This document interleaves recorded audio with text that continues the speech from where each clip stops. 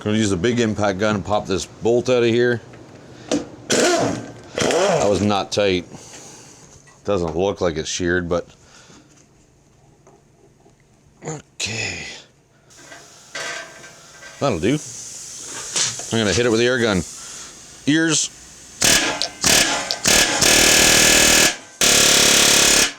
Oh, it does not want to come off. All right, let me see if I can figure that out.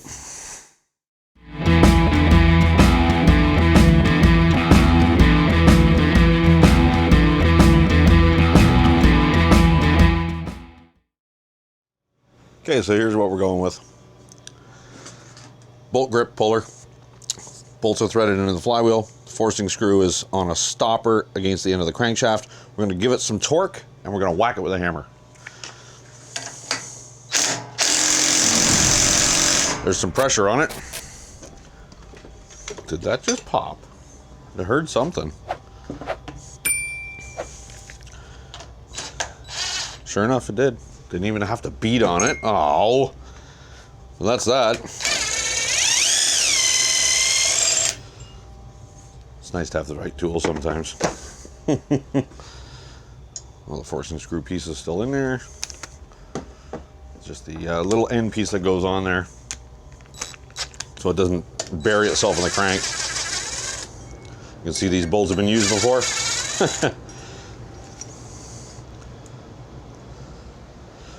Okay, let's put all this stuff back in the home so it doesn't get lost. Deluxe bolt grip set. Okay, there we are. Let's have a look at that key. And it's had some stress on it. It's not crazy shifted. It may have been shifted a little. It wasn't really bad.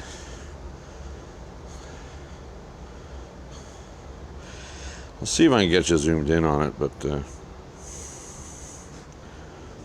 see here. Get some focus. You see that kind of sloping line on the side there? And on that one, it's had stress on it quite a bit, and it had shifted slightly on the crank nose. Not a lot, but slightly. I did have some penetrating oil in there, so I got to clean that up. It's got to be dry and clean. That's what has to go underneath that flywheel. Dry and clean. Let's flip that end over. Yeah, I don't see any damage or anything, so I'm gonna put a new key in it. Gonna get the penetrating oil out.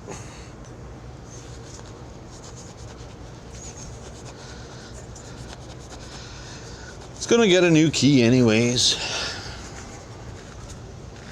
We're here, might as well put one in it. Just gotta grab it. Where the heck did I put them? One of my drawers. There they are. Got it. So, nice, shiny, new, not bent, not damaged key. Or if I could slide it in after the flywheel's on. Probably not. Ow, got my finger.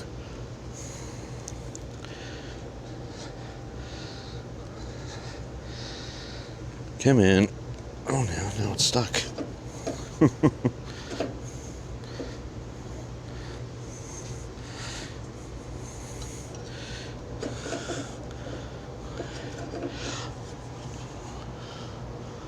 I ain't gonna fight with it. Just get in your home there.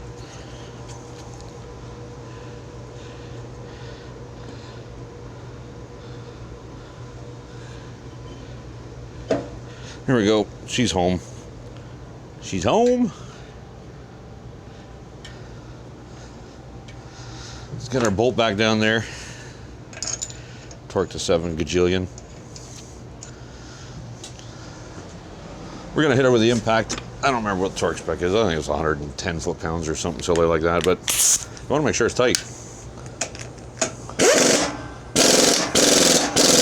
Pretty sure that's not gonna fall off.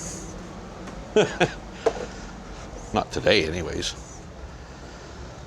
Alrighty, now we can get the rest of the stuff back on there. Get these off. There is a notch here and a notch here. That's where it goes. This little metal retainer, unimportant on the way it sits, other than the bolts gotta line up.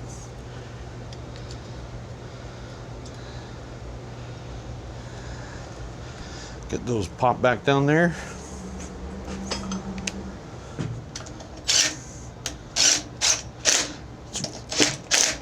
It's very rare that actually the air hammer doesn't work for me. It usually does. It's usually not an issue. Coil gap is perfectly fine. I'm not going to mess with it. Let's get our inner cover back on. Spark plug wire has to be in a certain spot. There we go. That's on. Let's get this rear bracket on here. One bolt on this side. Whoa, rolling away. One bolt on this side. These got to go in with a ratchet because can't get a gun on them. Let's get our two in the front on there. Just keep throwing stuff everywhere. Don't remember where the stuff is. What'd you guys do with my bolts? What'd you do with the bracket? There's the bracket. Found the bracket, found the bolts.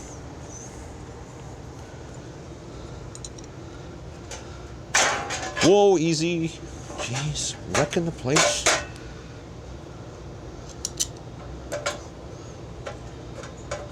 There's that. And that. This little bracket's got a notch on it as well for the spark plug wire. That's not the gun I want. There it is. 3/8. 3/8, 3/8. Got benches on both sides of the shop and tools on both of them. I don't know where anything is.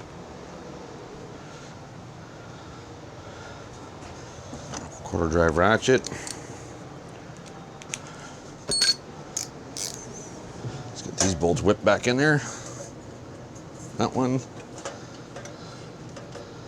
This one is going to be threaded all the way.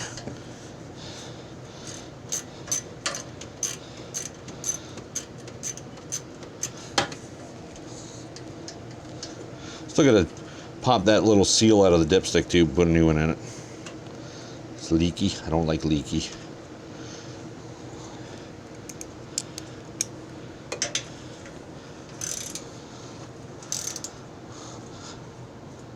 That one's tight. This will be the fourth and last one. That one's tight. Where's that seal? There's that seal. Goes at the bottom of the dipstick tube. It's threaded in. Dipstick does just pop out, but the seal is threaded into the bottom of the block. You can see the sweating here. I don't like it.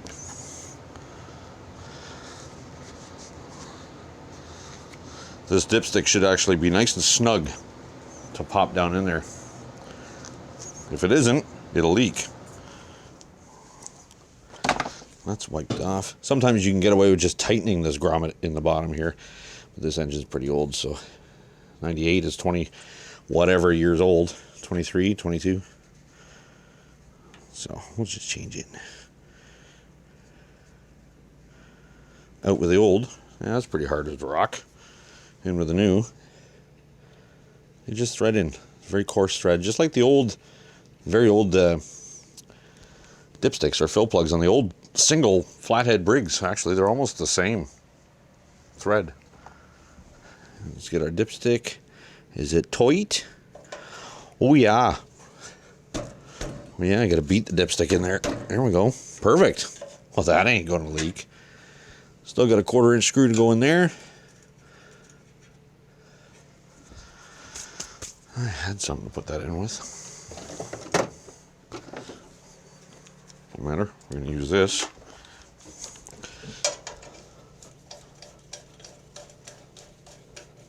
Good and secure.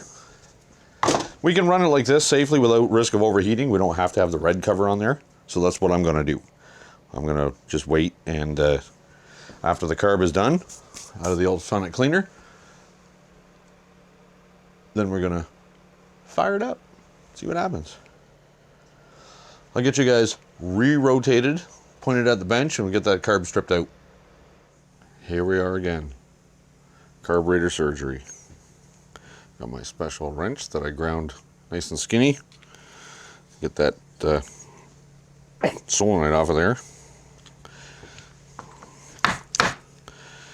So I've hit the thing with brake clean just to clean the outside of it. Oh, solenoid's been snipped off. That happens sometimes when those solenoids give up. Instead of spending the money on them, well, they just cut the end off and call that fixed. That way it still allows fuel to go in. It's not overly dirty in here. There's some crud floating around at the bottom of it. Not for long. I'm going to leave the gasket right there and send it through the ultrasonic cleaner like that. Okay. Got our float pin out. Float and needle out. Rubber needle, which means it'll have a metal seat. And the metal seat is nice and clean, not even corroded. Let's get our main jet out. But first, if you don't take this one out, have a look. If your carburetor has this little one here, take that out first. Otherwise, when you try and pull that main jet out, it'll booger the threads on the jet. It makes a mess. It's not fun. Ruin your day. So, let's see if this one will work. Yeah. Nice.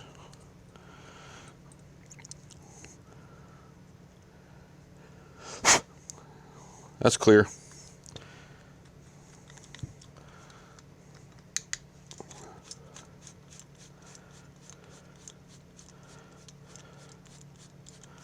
Here out comes the main. May or may not have the emulsion tube on it. I'm thinking it does. It does. It's clear down in the carb. Let's see if these are clear. They appear to be. Clear up. Oh yeah, it's major. Alright, still going to go in the cleaner. This is a Walbro version of this, for this carburetor. Sometimes they use Nicky. They look the same. So there's a couple of things we need to make sure that that gets cleaned out and these get cleaned out. Once they go through the cleaner and come back out, we'll make sure we blow through it with a blowgun. But yeah, there's some crud laying on the bottom of this. Doesn't see any water. It doesn't have old gas in it, so. Alright. We'll throw some stuff on the cleaner. Nothing else. Oh, you know what? We'll take this out too. Well, that's going to fall out. We'll throw that in there, throw that in there. Yeah, what the heck, we'll throw the pin in there. No liquid in there, so we're good. We'll take the mixture screw out, but I want to mark it first so I can count the turns that it comes out.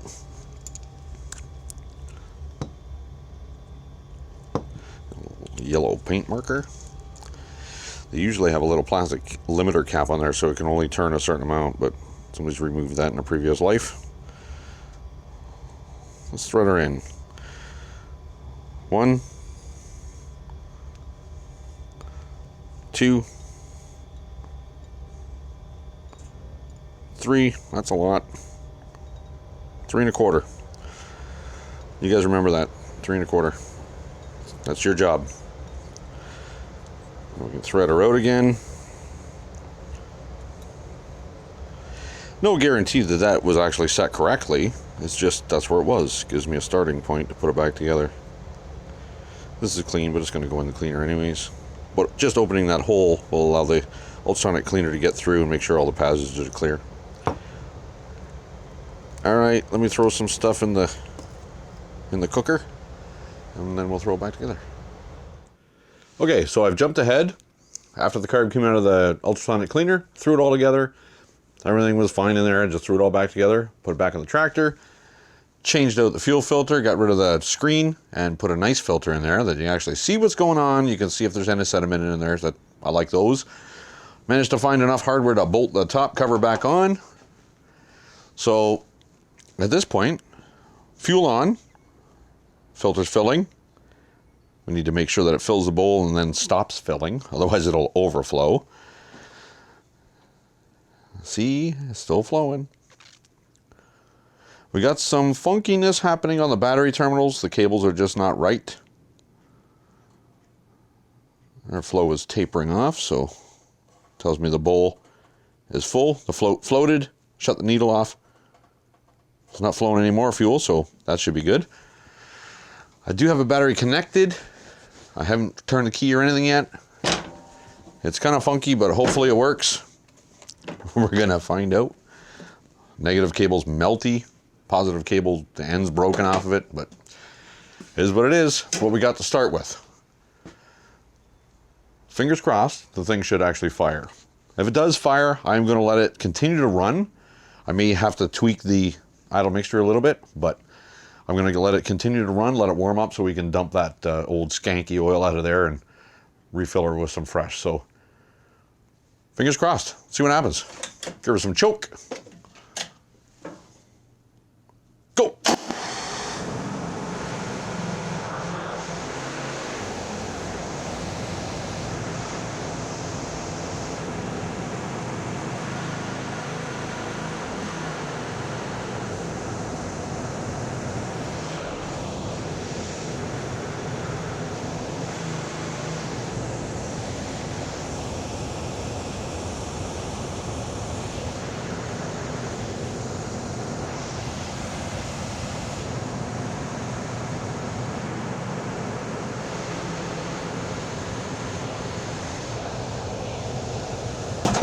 There we go. Bad connection at the bad connection at the ignition switch. Wouldn't shut off. Yeah, it's kind of running a little rough at an idle. It's like rich. It's very, very rich. It's either losing spark or something up in the carburetor. This is very hot now. So what I'm going to do is I'm going to plug an inline spark tester in there and see if I'm losing spark. No, I'm losing heat. I got the door open, so that's that. Let's get this in there. Crank her up again.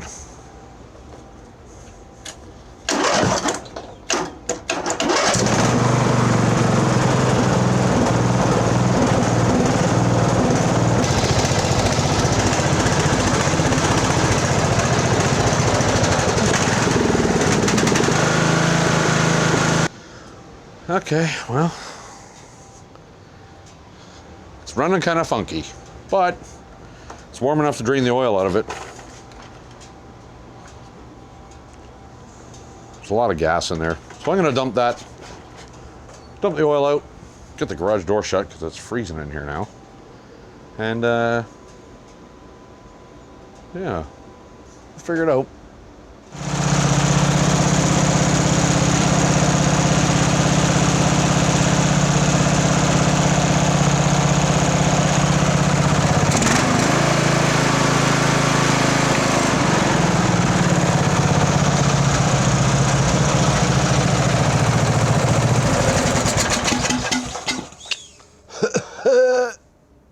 Runs now. Carburetor, put a new one on it. Had the one out, I had it apart, cleaned it all up. There was nothing wrong in it, not that I saw.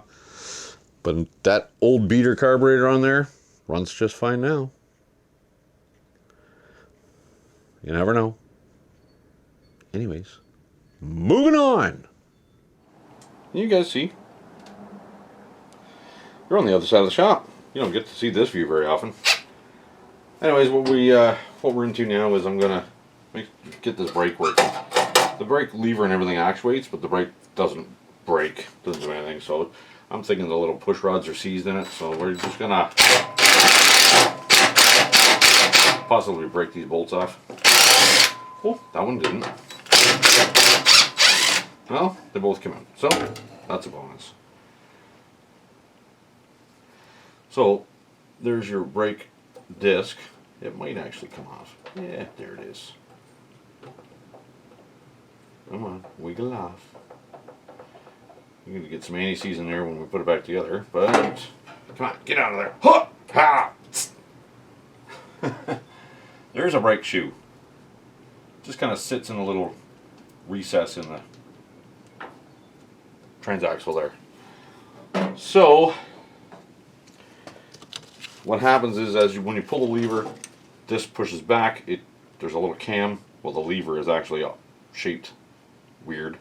So when it cams this way, there's little push rods that push this brake pad out. But, well, there's the brake pad here. Little shim goes behind it. And these two metal rods here usually get stuck. And they're stuck. So that's what happens, is the little push rods stop pushing. And then it doesn't break. So basically you just pull your caliper off. It's a good idea while you're in here, put a little anti-seize on this. Not that it has to come off all the time, but the next time it'll come off easy. So, oh, don't lose that key. The key is what locks the shaft to the brake disc. If it was a car, it'd be a rotor. But it's just a little brake disc. Little anti-seize on there. I need to get that stuff by the 5-gallon drum. I use so much of it. Oh, there goes the key. Get in there, home.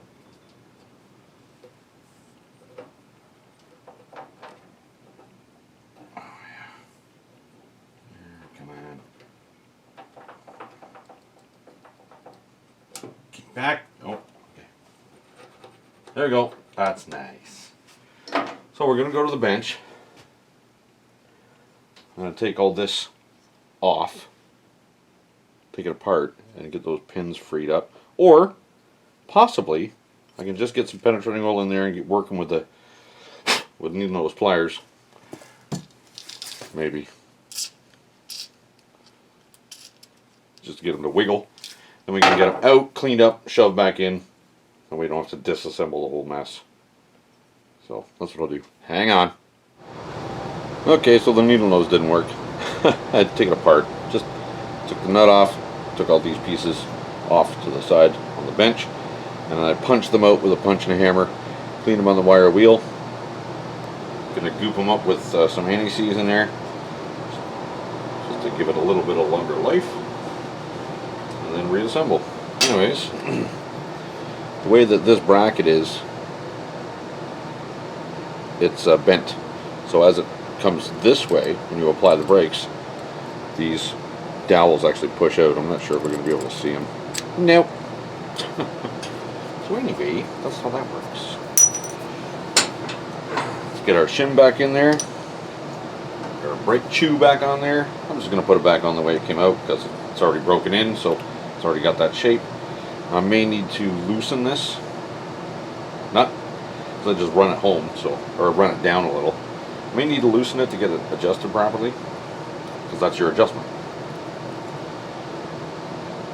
The tighter that screw is, the tighter that nut is, the more preload there is on the caliper.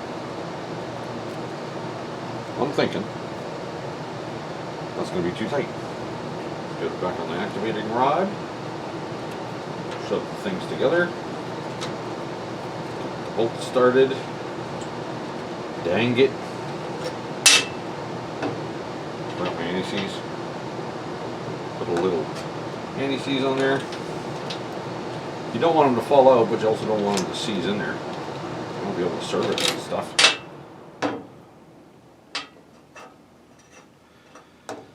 There we go.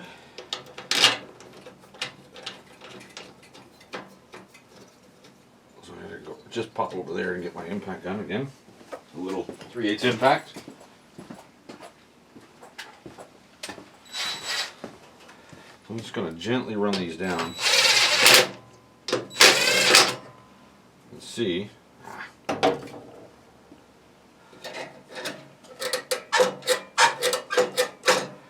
Well, might actually need more brake.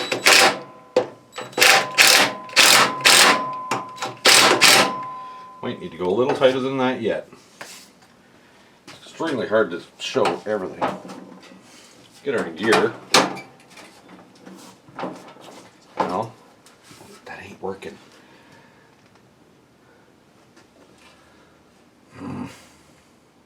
When I got the tire on there, I could turn the axle and it turns that brake. What am I going to do? I'm going to take that spacer off where it's not critical. I'm going to get some vice grips on it.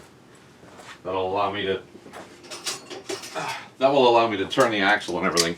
The audio is different now because I don't have my microphone on. It died. We're working on the internal camera mic.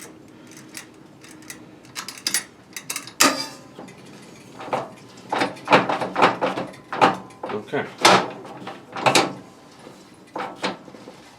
So the brake is off.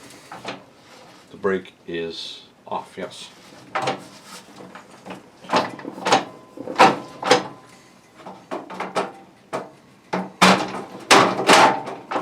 There we go. Brake is off. There's a little bit of drag there, but now there isn't. So the brake can spin in its caliper. So let me put the brake on from this side. Lock her down. That actually felt pretty stiff, so I think our brake might be... Yeah, the brake is working. We can loosen it off a little. That's your adjustment.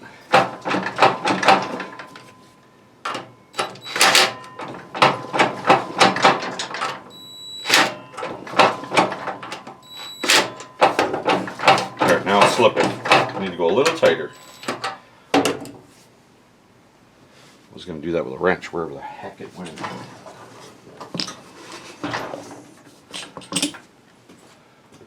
There it is. Got it. Because it doesn't take much to adjust that, just a small turn.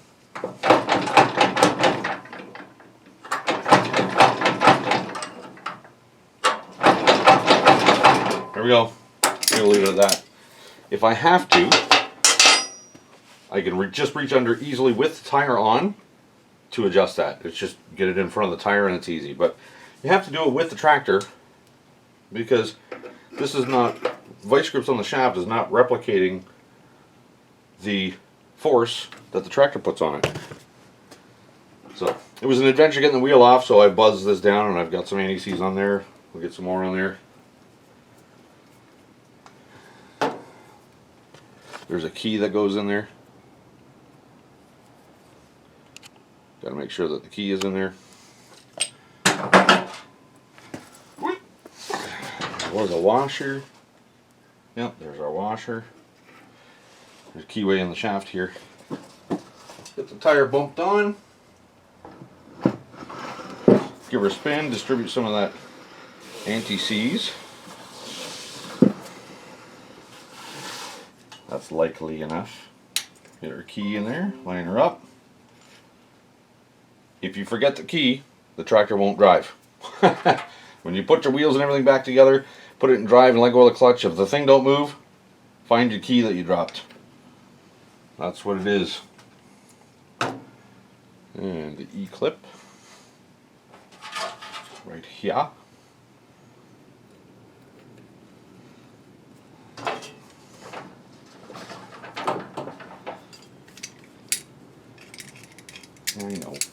I know. It is what it is. There we go. Tires on. I think the brake is holding. Yep, brake is still holding. Good enough. That will do for this side. So, like I said, once it's back down on the ground and everything, you know, you move, put it in top gear and go flying across the yard. whack the brakes. Smack that brake pedal down, the tires should skid. And if they don't skid, small increments adjusting that center nut on the caliper will tighten them up the way they need to be. Alright, so it runs good now. Brakes fixed. I don't know, I'm skipping all over the place here, but I'm doing what I can on this part of the chassis before I get the deck in here, because I want to get the tractor off the hoist so I can use the deck, or work on the deck on the hoist. And I did have an eyeball on it. It's in good shape. There's a belt on it, which is still good. Just I walked by it and had a look. I mean, we'll replace it anyways because the belt's a belt. But the blades look new. They just need a sharpening. And I didn't see any rod holes in it on my cursory walk by. So yeah, the drive belt that runs from the engine to the transaxle on this unit here is actually not bad. So we're not going to change it. All right, I'll get her back down on the ground and move you guys back to your usual position. We'll find something else to do on it.